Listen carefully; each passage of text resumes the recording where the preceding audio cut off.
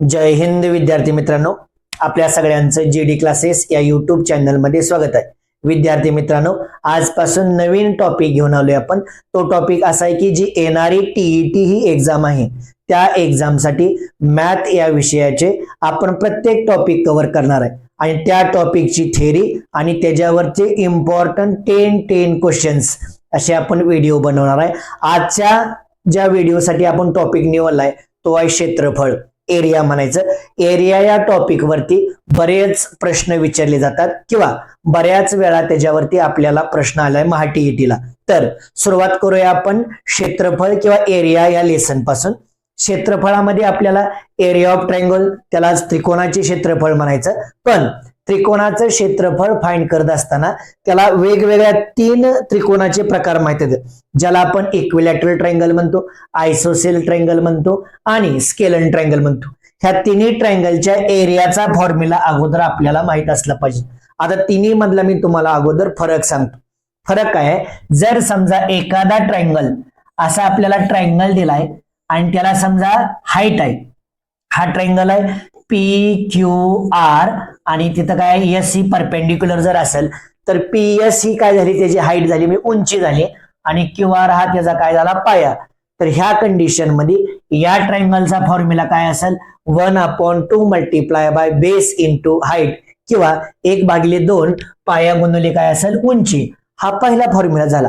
आता ट्रायंगल मध्ये तर दुसरा शेप असेल, समजा दुसरा ट्रायंगल कुठला असेल, राईट अँगल जर ट्रायंगल असेल, आपल्याला जर राईट अँगल ट्रायंगल दिला असेल तर त्याला काय असतं बघा, 1/2 बेस इंटू हाईटच येते, पण त्याची ही काय झाली बेस आणि ही त्याची काय होईल हाईट. ते झाला राईट अँगल ट्रायंगल साठी फॉर्म्युला. त्यानंतरचा ह्याच्यामधला तिसरा महत्वाचा फॉर्म्युला आहे, जर आपल्याला इक्विलॅटरल ट्रायंगल दिला म्हणजे समभुज त्रिकोण दिला, सगळ्या जर साइड इक्वल दिल्या तर त्याच्यासाठी महत्वाचा फॉर्म्युला आहे √3/4 इथे दिलाय. √3/4 मल्टिप्लाय बाय साइड स्क्वेअर किंवा वर्गमुळात 3/4 बाजूचा वर्ग. हा कधी जर त्रिकोण समभुज त्रिकोण असेल तर हे 3 फॉर्म्युला आहेत जर ट्रायंगल वेगवेगळ्या प्रकारचा असतील तर.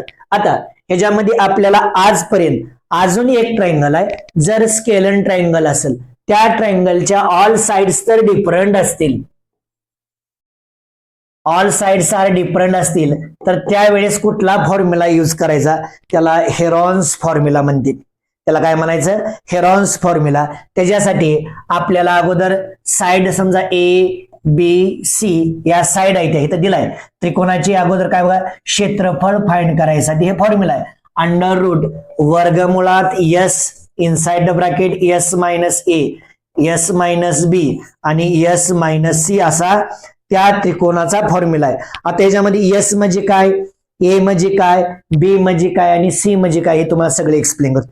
एक ट्रायंगल आहे, ह्या ट्रायंगलच्या सगळ्या साइड वेगळ्या आहेत, बरोबर आहे. त्याला आपण ऑल साइड्स आर डिफरंट. जर तिन्ही साइड जर डिफरंट असतील तर त्या पहिल्या साइडची लेंथ आहे ए, दुसऱ्या साइडची लेंथ आहे बी आणि तिसऱ्या साइडची लेंथ काय आहे सी. आता इथे एस म्हणजे सेमी पेरिमीटर, त्यालाच आपण अर्ध परिमिती म्हणतो. सेमी पेरिमीटर किंवा सुरुवातीला आपल्याला परिमिती माहित असली पाहिजे. परिमिती म्हणजे काय, त्या ट्रायंगलच्या ऑल साइडची बेरीज करायची, सगळ्या बाजूची काय करणार आपण बेरीज, त्याला काय म्हणणार आपण पेरिमीटर. आणि सेमी पेरिमीटर म्हणजे काय, ज्या सगळ्या साइडची बेरीज आहे त्याला फक्त 2 ने डिवाइड करायचं. सेमी केलं म्हणजे त्याला काय केलंय आपण, हाफ केले. सेमी केलं म्हणजे त्याला काय केलं, हाफ. तीच काय झालं, अर्ध परिमिती झाली त्रिकोणाची. इक्विलॅटरल ट्रायंगल, स्केलन ट्रायंगल, हे स्केलन ट्रायंगल आहे, ऑल साइड्स आर डिफरंट दिले ते, त्यावेळेस आपल्याला त्याचा काय फाइंड करायचा आहे, एरिया. आता यानंतर आपल्याला चौरसाची परिमिती माहित आहे, चौरसाचा एरिया माहित आहे. आता चौरसाचा एरिया फाइंड करत असताना त्याचा 2 फॉर्म्युला आहेत. काय येतं, पहिला फॉर्म्युला त्याचा बाजूचा वर्ग, ही प्रत्येकाला माहित आहे. पण दुसरा, जर त्याच्यामध्ये कर्ण दिला असेल म्हणजेच डायगोनल जर दिला असेल तर त्या डायगोनल साठी काय आहे, कर्ण भागिले 2, कर्णाचा वर्ग भागिले काय आहे 2, हा त्याचा एक फॉर्म्युला, डायगोनल स्क्वेअर अपॉन 2. आता ह्याची पण आपल्या सर्कलची परिमिती माहित आहे, परत परिघ माहित आहे. परिमिती म्हणजे त्याला काय म्हणणार आपण, परिघ म्हणणार. सर्कल वर्तुळाचा परिघ माहित आहे आपल्याला, ती काय असतो 2πr किंवा πd. त्याचा क्षेत्रफळ माहित आहे, वर्तुळाचे क्षेत्रफळ किंवा एरिया ऑफ सर्कल म्हणजे काय, पाय आर स्क्वेअर. ही आता आपल्याला सगळं फॉर्म्युला माहित आहे. ह्याच्यामधला एक सगळ्यात महत्वाचा फॉर्म्युला आहे, ती आहे वर्तुळाकार जी रोड आहे म्हणजे मार्ग आहे त्याचा एरिया फाइंड करायचा आपल्याला फॉर्म्युला माहित असला पाहिजे. तो फॉर्म्युला कसा मित्र एक्सप्लेन करतो तुम्हाला. वर्तुळाकार म्हणजे काय, दोन सर्क्युलर सर्कल दिल्यात, एक असा सर्कल आहे आणि एक त्याच्या बाजूने एक असा सर्कल आहे. ह्याच्यामधला जी सर्क्युलर रोड आहे ह्या रोडचा जर एरिया फाइंड करायचा असेल तर त्याच्यासाठी फॉर्म्युला आहे area of outer circle minus area of inner circle. त्याच कंडिशन मध्ये पाय इनसाइड बघितलं. आता आउटर सर्कलची रेडियस समजा आर घेतली म्हणजे ह्या मोठ्याची आणि बारक्याची रेडियस जर आपण स्मॉल आर घेतली तर फॉर्म्युला काय होईल बघा, मोठ्या सर्कलचा एरिया म्हणजे काय आला पाय आर स्क्वेअर मायनस बारक्या सर्कलचा एरिया ते काय असेल पाय आणि स्मॉल आर स्क्वेअर.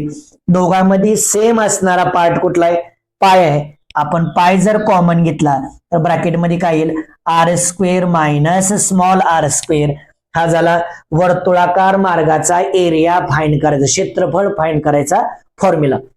अजून काय सर्व फॉर्म्युला आपण ह्याच्यामध्ये कव्हर केले ते. आयताचं क्षेत्रफळ एरिया ऑफ रेक्टेंगल काय म्हणतो आपण, लेंथ इंटू ब्रेड किंवा लांबी गुणिले रुंदी. हे झालं क्षेत्रफळ या लेसनच्या रिलेटेड फॉर्म्युला. आपल्याला ही फॉर्म्युला मेमोराइजच करावं लागतील, पाठ करावं लागतील. आता आपण याच्यावरचे काही क्वेश्चन बघूया.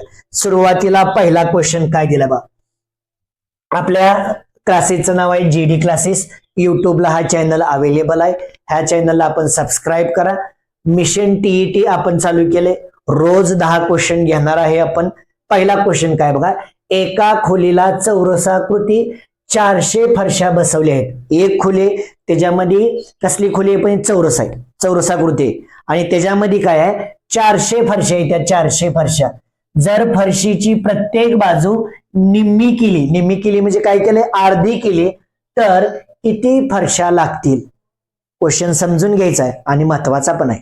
कसा आहे का महत्वाचा, की एक सर्क्युलर काय म्हणू त्याला आपण, एक सर्क्युलर बा चौरसाकृती घर आहे त्याच्यामध्ये फरशा बसवले ते. तर त्या फरशा बसवत असताना कंडिशन काय आहे ते आपण बघूया.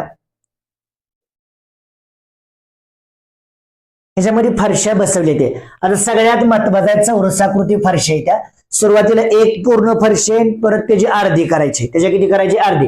समजा जे सुरुवातीचा जी स्क्वेअर असेल बरोबर आहे त्याची साईड किती असेल बघा, त्याची साईड किती बाजू किती घेणार आपण एक्स घेतली समजा, किती त्याची बाजू एक्स. आणि दुसरा जे आहे त्याचे हाफ करायचे. त्या फरशीची बाजू दुसऱ्या फरशीची बाजू किती करायची हाफ. म्हणजे काय आली बघा त्याची पण साईड किती येईल दुसऱ्याची साईड किती येईल x/2 ह्या बाजूच्या हाफ करायचं. आता आपल्याकडे स्क्वेअर किती आहे तर 2 आहेत. 2 प्रकारच्या आपण फरशा बसवतोय. समजा सुरुवातीला काय केलंय, ह्याची बाजू मी x घेतली, ह्याची बाजू काय घेतली आपण x आणि ह्याची बाजू किती आहे बघा x/2.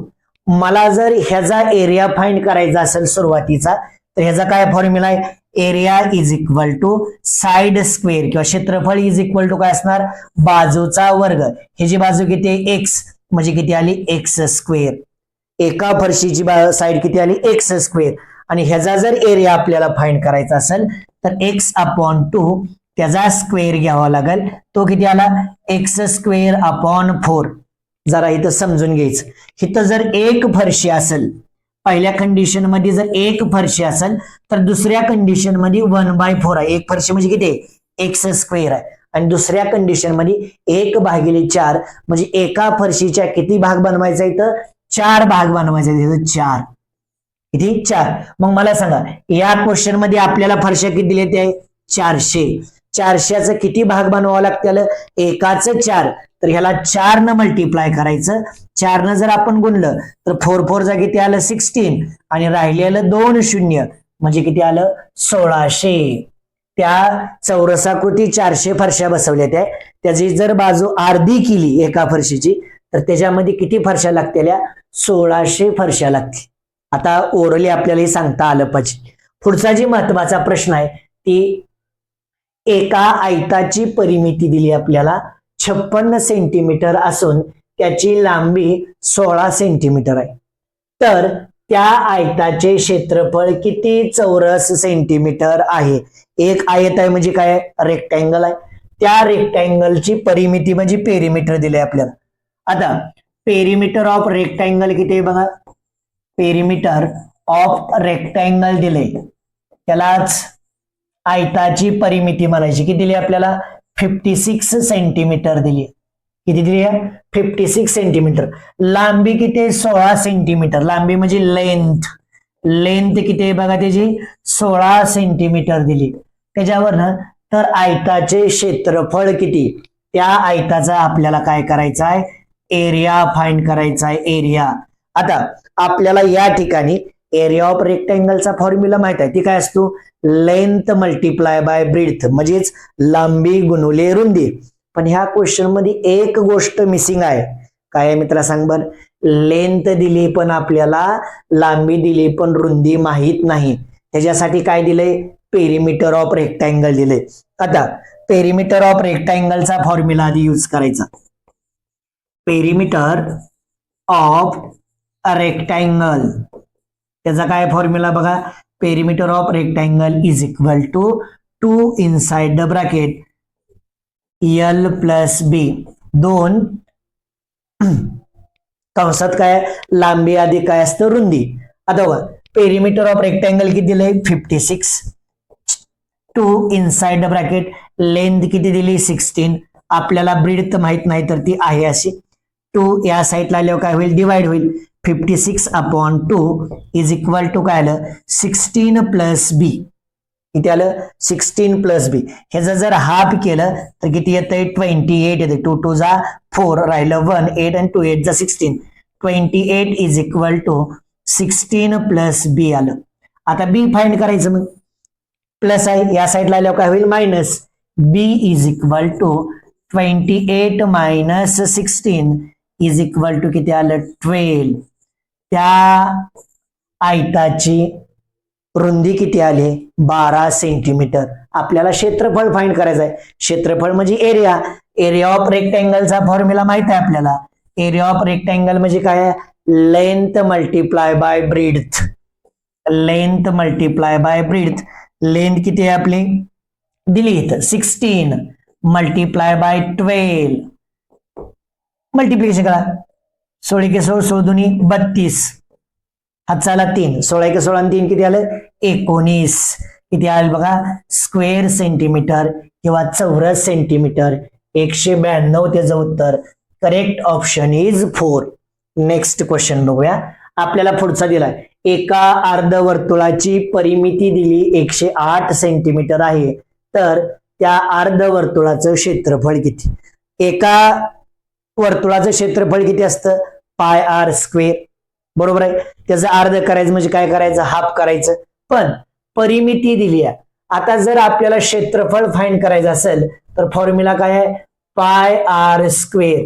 आर स्क्वेअर म्हणजे काय, त्रिज्येचा वर्ग किंवा रेडियसचा स्क्वेअर आहे. ह्याच्यामध्ये रेडियसच नाही, त्याच्यासाठी हे महत्वाचं आहे आपल्याला, perimeter.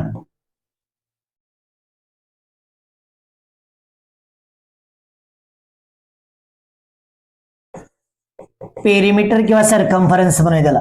Perimeter of semi circle is equal to, त्याचा फॉर्म्युला आहे मित्रा, हे तुला पाठच करावं लागेल. पेरिमीटर ऑफ सेमी सर्कलचा फॉर्म्युला असतो 36. आता बघा 36 अपॉन 7 इंटू रेडियस, हा पेरिमीटर ऑफ सेमी सर्कलचा फॉर्म्युला आहे. आता पेरिमीटर किती दिलंय, 108 is equal to 36 upon 7 multiply by radius. याला डिव्हिजन मध्ये आल्यावर काय होईल, मल्टिप्लिकेशन. 108 मल्टिप्लाय बाय किती आलं, 7 डिवायडेड बाय 36 मल्टिप्लिकेशन मध्ये या साईडला काय आलं, division is equal to R. आता आपल्याला या ठिकाणी समजतंय 36 डिवाइड केलं तर 12 3 जा 36 किती आलं बघा, 12 9 जा 108, 3 1 जा 3, 3 3 जा 9, 3 इंटू 7 इज इक्वल टू काय आलं, R. R is equal to आलं 21 सेंटीमीटर. त्या अर्धवर्तुळाची त्रिज्या किती आली, 21 सेंटीमीटर. आता आपल्याला काय फाइंड करायचं आहे, त्या अर्धवर्तुळाचं क्षेत्रफळ. आता त्या अर्धवर्तुळाचं क्षेत्रफळ म्हणजे काय आहे, एरिया. आता अगोदर आपल्याला पूर्ण वर्तुळाचं क्षेत्रफळ माहित आहे, ती किती पाय आर स्क्वेअर.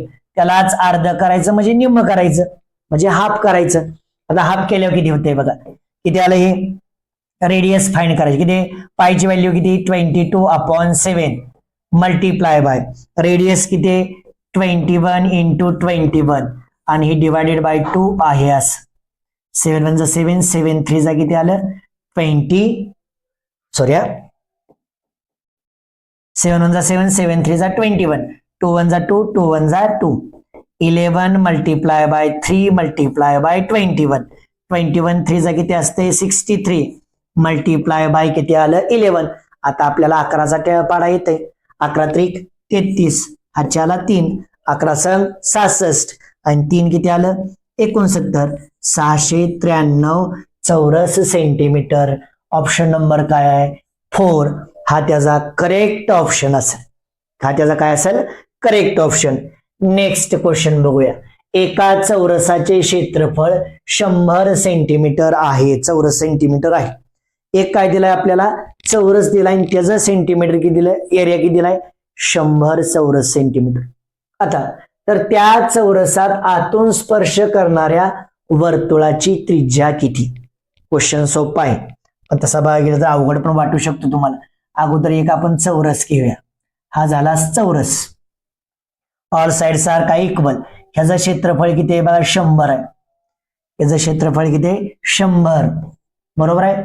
आता त्यांनी काय म्हणले तर त्या चौरसात आतून स्पर्श करणाऱ्या आतून स्पर्श म्हणजे चौरसाच्या आत आपण एक वर्तुळ घेऊया. ते काय करतंय आतून स्पर्श करते. समजा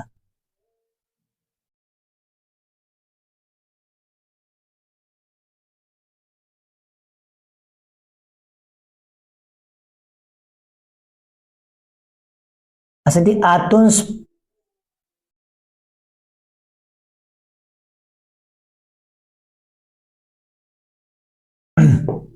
ती काय करते आतून स्पर्श करते. नसेल तर सिंपल सांगा मला असा एक चौरस आहे. त्या चौरसाला ही आतून काय करते सर्कल प्रत्येकाला स्पर्श करते. जर ती आतून स्पर्श करत असेल तर ही जी एकच मिनिट डायग्राम पण व्यवस्थित काढू. असा एक चौरस आहे. त्या चौरसामध्ये असा एक सर्कल काढायचा की ती काय करते बघा असं आतून स्पर्श करते. जर ती आतून स्पर्श करत असेल तर त्याची त्रिज्या काय असेल आपल्याला विचारले.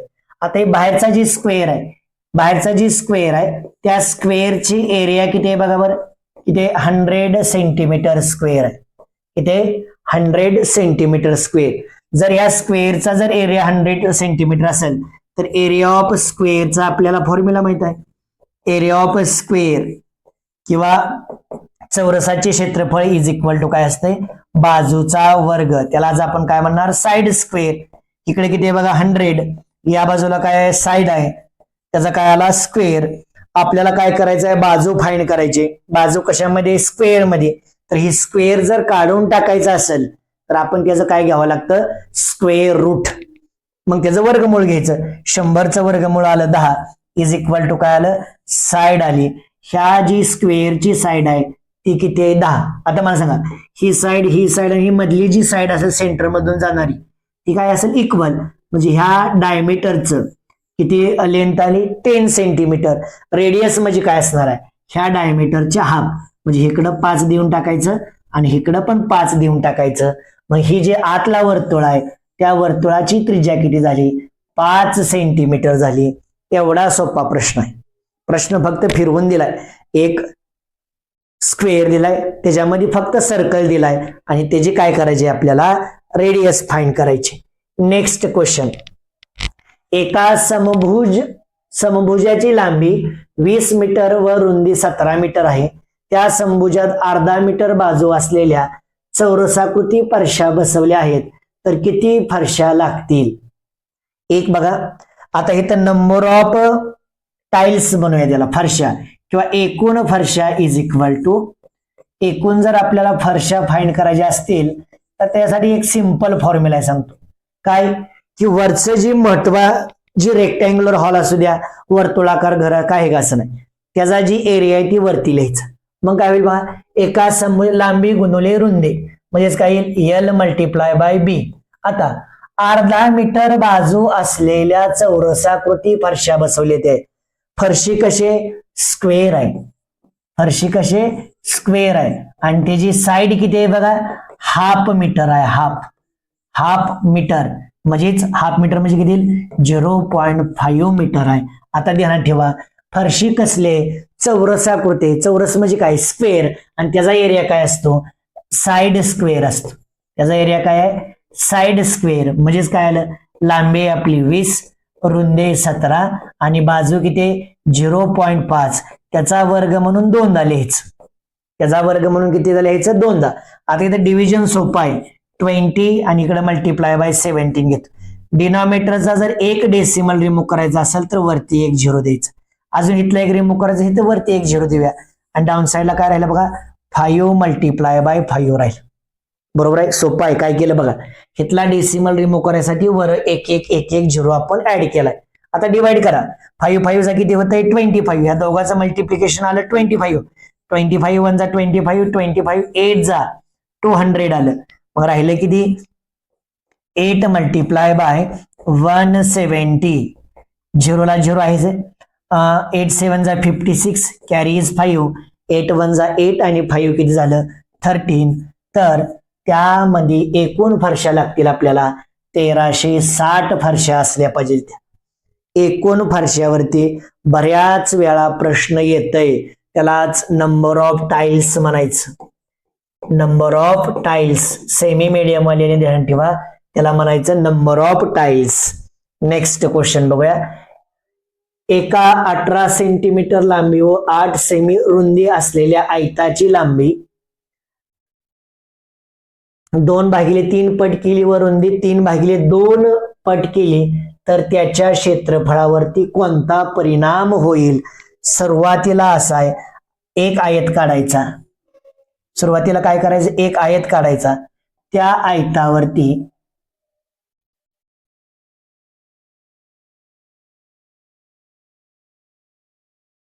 हा एक आयत आहे, त्याची लांबी किती आहे बघा. त्याची लांबी किती 18 सेंटीमीटर आणि रुंदी किती 8 सेंटीमीटर. ह्याचा एरिया किती असेल सांगा बरं. ह्याचा एरिया म्हणजे लेंथ मल्टिप्लाय बाय ब्रेथ, म्हणजे ह्या दोघाचा गुणाकार घ्यायचा. 8 8 जा 64, कॅरी 6, 8 1 जा 8 आणि 6 किती आलं 14. ह्याचा एरिया आला 144. आता दुसऱ्या कंडिशन महत्व आहे, लांबी काय केली बघा. आता इथं लांबी किती 18 आहे, ह्याच्या किती करायचं आहे 2/3 पट करायचा आहे. म्हणजे किती 18 आलं. 3 1 जा 3, 3 6 जा 18, म्हणजे बघा हे किती आली 12 आली लांबी. L इज इक्वल टू किती आली 12. लांबी किती आली आपली 12 सेंटीमीटर. आणि रुंदी किती आहे, अगोदरची रुंदी किती आहे बघा 8 आहे. अगोदरची रुंदी किती आहे 8, त्याच्या किती करायचं आहे 3/2 पट. पट म्हणजे ह्याला मल्टिप्लाय करा.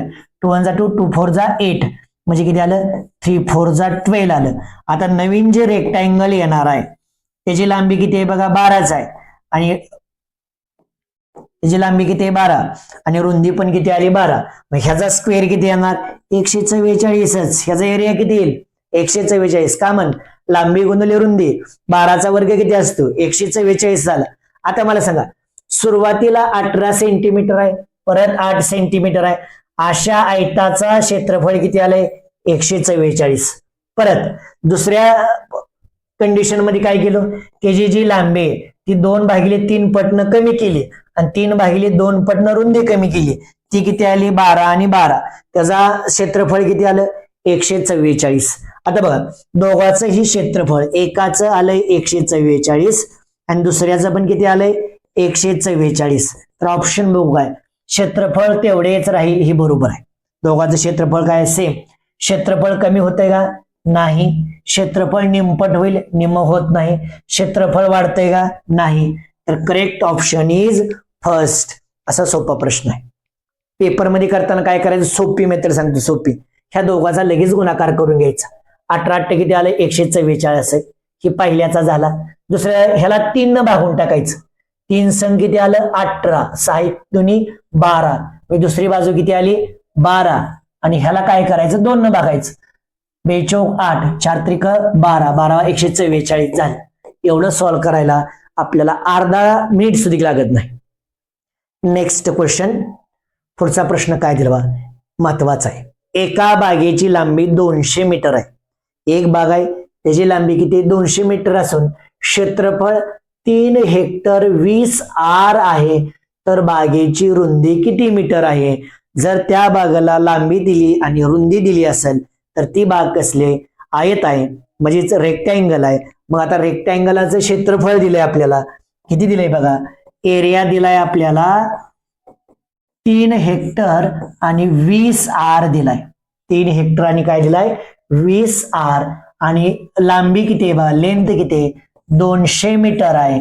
आणि आपल्याला काय फाइंड करायचं आहे, ब्रीथ फाइंड करायचे, तिची रुंदी फाइंड करायची, ती माहितच नाही, तर काय असेल क्वेश्चन मार्क. आता महत्वाचं, लांबी कशामध्ये, मीटर मध्ये, तर एरिया पण कशामध्ये कन्वर्ट करावं लागेल, मीटर मध्ये. आता 1 हेक्टर म्हणजे काय, जर आपण क्षेत्रफळाच्या दृष्टीने घेतलं तर 1 हेक्टर बरोबर काय म्हणतो आपण, 2.5 एकर म्हणतो. 1 हेक्टर बरोबर काय म्हणतो विद्यार्थी मित्रांनो आपण, 2.5 एकर. पण इथं कशामध्ये, मीटर मध्ये, तर ध्यानात ठेवा 1 हेक्टर बरोबर 10,000 मीटर असतं आणि 1 आर बरोबर 100 मीटर असतं, ही ध्यानात ठेवायचं. म्हणजे काय झालं बघा, आपल्याला काय करायचं आहे, 3 हेक्टर आणि 20 आर आहे. 1 हेक्टर म्हणजे किती, 10,000 आणि प्लस 20 इंटू 1 आर म्हणजे किती, 100 आहे. तर झाले किती बघा, 10,000 आहे. 30,000 अधिक 2,000 बरोबर किती आलं, 32,000. काय झालं, त्याचा एरिया झाला. आता त्या रेक्टँगलच्या एरियाचा फॉर्म्युला आपल्याला माहित आहे. एरिया म्हणजेच क्षेत्रफळ बरोबर लांबी गुणिले रुंदी, length multiply by breadth. Area metre मध्ये किती आहे, 32,000 मीटर आहे. लांबी किती आहे, 200 मीटर आहे. रुंदी आहे अशीच. आता लांबी मल्टिप्लिकेशन मध्ये या बाजूला आल्यावर काय होईल, डिवाइड. 32,000 भागिले 200 बरोबर काय आली बाजू, रुंदी 0 0 0 कॅन्सल, 2 1 जा 2, 2 1 जा 2, 2 6 जा 12, 160 आली. किती आली, 160. तर त्या एका जी आयताकृती क्षेत्रफळ आहे त्या बागेची रुंदी किती असेल बघा, किती मीटर आहे, तर 160 मीटर आहे. त्या आयताकृतीची रुंदी किती आहे, 160 मीटर. नेक्स्ट क्वेश्चन बघू, क्वेश्चन नंबर 8. एका वर्तुळाचा परिघ 88 सेंटीमीटर असल्यास त्याचे क्षेत्रफळ किती. आता बघा, परिघ दिलाय आपल्याला, परिघ किती दिलाय, 88 सेमी दिलाय. तर परिघाचं सूत्र काय आहे बघा, परिघ बरोबर सर्कम्फरन्स इज इक्वल टू काय असते, 2 पाय आर. परिघ किती दिलाय, 88 is equal to 2 multiply by पायची value by 22/7 multiply by radius find करावं लागेल. कामन तर त्याचं क्षेत्रफळ फाइंड करायचं आहे. आता बघा इकडे सगळं मल्टिप्लिकेशन मध्ये येते, डाऊन साईडला डिव्हिजन मध्ये लिहायचं आणि डिव्हिजन मधलं मल्टिप्लिकेशन मध्ये लिहायचं, उलट करायचं, त्याला डोक्यावर उभं करायचं. 2 multiply by 22 is equal to R. किती येईल बघा, 22 1 जा 22, 22 4 जा 88 असतं आणि याचा हाफ केल्यावर 2 आलं. आर इज इक्वल टू किती आलं, 2 मल्टिप्लाय बाय 7. आर म्हणजे आलं 14 सेंटीमीटर. त्या वर्तुळाची त्रिज्या झाली 14 सेंटीमीटर. आपल्याला त्याचा फाइंड करायचा आहे एरिया. त्याचा काय फाइंड करायचा आहे, एरिया. ते काय असतो, pi R square. Pi R square. पायची व्हॅल्यू किती आहे बघा, 22/7 इंटू रेडियस. रेडियस किती, 14 मल्टिप्लाय बाय 14. 7 1 जा 7, 7 2 जा किती आलं, 14. 22 2 जा 44 मल्टिप्लाय बाय 14 आलं. आता 14 4 जा 56 कॅरीज 1. परत तेच 14 4 जा 56 आणि 5 किती आलं, 61. 616 चौरस सेंटीमीटर किंवा स्क्वेअर सेंटीमीटर असा त्या सर्कलाचा एरिया आला वर्तुळाचा. किती बा, 616 चौरस सेंटीमीटर. नेक्स्ट क्वेश्चन, एका वर्तुळाचा परिघ घेतलाय आपण, झालाय तो क्वेश्चन, डबल झाला इथं. एका आयताची लांबी आयत आहे, त्याची लांबी म्हणजे एल किती दिली बघा 4m + 3, ब्रीथ रुंदी दिली आहे 3m + 1, त्याची परिमिती दिली, परिमिती म्हणजे काय आहे पेरिमीटर, पेरिमीटर किती दिलंय आपल्याला 50 सेंटीमीटर दिलंय, तर त्याचं क्षेत्रफळ किती असेल आपल्याला त्याचा एरिया फाइंड करायचा आहे, एरिया त्याचा काय फाइंड करायचा आहे एरिया. आता आयताची परिमिती दिली म्हणजे पेरिमीटर दिलं किती 50 सेंटीमीटर, आपल्याला काय करायचं आहे एरिया फाइंड करायचा, एरियाचा फॉर्म्युला काय आहे काय लेंथ इंटू ब्रीथ किंवा लांबी गुणिले रुंदी. मग लांबी तर आहे आपल्याकडे, रुंदी पण आहे, पण ते कशामध्ये व्हेरिएबल मध्ये बरोबर चलामध्ये, तर त्या अगोदर चलाची किंमत काढायची, ती कशी काढायची तर पेरिमीटरचा फॉर्म्युला लिहून टाकायचा. पेरिमीटर बरोबर काय असते सांगा बरं 2 लांबी अधिक रुंदी, पेरिमीटर किती आहे बघा 50, किती 50 बरोबर 2 लांबी किती आहे 4m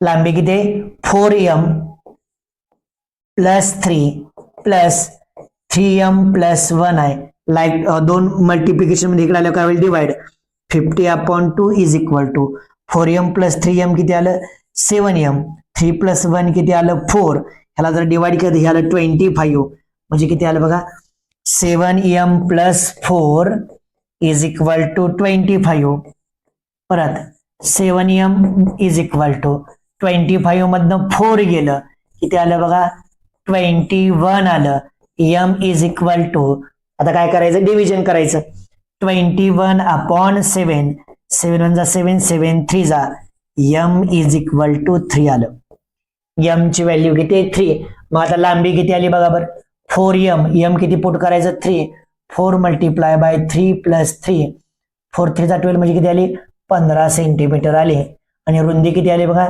3 त्रिक 9 आणि 1 10 आली, तर त्याचं क्षेत्रफळ काढायचं 15 × 10, एरिया किती असतो लांबी गुणिले रुंदी म्हणजेच 15 × 10 बरोबर किती आलं 150, बरोबर किती आलं 150 चौरस सेंटीमीटर एवढी त्याची लांबी. या आजच्या व्हिडिओ मधला आपलं जे मिशन TAT मध्ये रोज 10 क्वेश्चन आहेत, त्या 10 क्वेश्चन मधला हा शेवटचा क्वेश्चन आणि महत्वाचा 44 सेंटीमीटर परिमिती असलेल्या चौरसाचे क्षेत्रफळ हे 44 सेंटीमीटर परिघ असलेल्या वर्तुळाच्या क्षेत्रफळापेक्षा कितीने कमी असेल. 44 सेंटीमीटर परिमिती असलेल्या चौरस एक स्क्वेअर आहे आणि त्याची परिमिती किती आहे बघा 44 आहे, आणि दुसरं काय आहे एक सर्कल आहे आणि त्याचं पेरिमीटर किती आहे 44 आहे, तर ह्या दोघांच्या क्षेत्रफळाची डिफरन्स काढायचा आपल्याला, कितीनं जादा कितीनं कमी बघू. आता स्क्वेअरचा काय दिलाय आपल्याला पेरिमीटर दिलाय, स्क्वेअरचं काय दिलंय आपल्याला पेरिमीटर = काय असतंय 4 × साइड, बरोबर आहे. मग स्क्वेअरचं पेरिमीटर किती 44 = 4 × साइड. आता साइड काढायची तरी 4 मल्टिप्लिकेशन मध्ये ह्या साइडला आल्यावर काय होईल डिवाइड 4 1 4, 4 1 4 = काय आलं साइड, म्हणजे साइड बरोबर काय आलं 11 सेंटीमीटर, बरोबर आहे. मग ह्याचा एरिया किती असेल सांगा बरं, साइडचा वर्ग बाजू वर्ग म्हणजेच किती आला 11चा स्क्वेअर बरोबर 121. स्क्वेअर जे आहे चौरस जे आहे त्याचा क्षेत्रफळ किती आलं 121 चौरस सेंटीमीटर. आता वर्तुळाची परिमिती दिली म्हणजे सरकमफरन्स दिलाय, सरकमफरन्स = काय असतं बघा इथं काय रेडियस आपल्याला फाइंड करायचे तर 2πr, सरकमफरन्स किती दिलाय 44 दिलाय = 2 × पाय ची व्हॅल्यू 22/7 × r. आता डिवाइड करू 44 वरचा आहे ते खाली घ्यायचं 2 आणि 22 आलं आणि खालचं आहे ते वर घ्यायचं, बरोबर काय आलं r, ह्याच्या डबल हे आहे आणि 2 2 जा किती आलं 2 1 जा 2 म्हणजेच रेडियस आली 7. आता रेडियस 7 असताना त्याचं क्षेत्रफळ किती असतं तर त्याचा एरियाचा फॉर्म्युला माहित आहे काय आपला pi R square is equal to किती येईल बघा 22/7 इंटू रेडियस किती आहे 7 इंटू 7 ह्या 7 ला ही 7 कॅन्सल 22 7 जा 154 आला त्याचा एरिया आला 154. प्रश्न कसा आहे बघा एक चौरसाकृती क्षेत्रफळ म्हणजे त्याची पेरिमीटर दिली आहे 44 आहे. एक सर्कल दिलाय त्याची पण सर्कम्फरन्स किती आहे 44. दोघांच्या एरियावरती काय फरक असेल हे आपल्याला विचारले. आता बघा सर्कलचा एरिया किती आलाय 154. त्या स्क्वेअरचा एरिया किती आलाय बघा 121. दोघांचा फरक किती आहे बघा 3 3 आणि 0 33 सेंटीमीटर हा त्याचा काय आहे चौरस सेंटीमीटर एवढा फरक आहे. कितीनं कमी असेल तर 33 सेंटीमीटरनं त्याचा हा डिफरन्स आहे. विद्यार्थी मित्रांनो आपल्याला जर हा व्हिडिओ आवडला असेल तर आपल्या व्हिडिओला लाईक करा शेअर करा आणि आपल्या चॅनलला सबस्क्राईब करा आणि सगळ्यात महत्वाचं आपल्या चॅनलला सबस्क्राईब करा का म्हण तर याच्यावरती आपण TET साठी लागणाऱ्या इम्पॉर्टंट नोट्स जो आपला व्हॉट्सअप ग्रुप आहे त्या व्हॉट्सअप ग्रुपवरती आपण सेंड करणार आहे. तोपर्यंत जय हिंद जय महाराष्ट्र.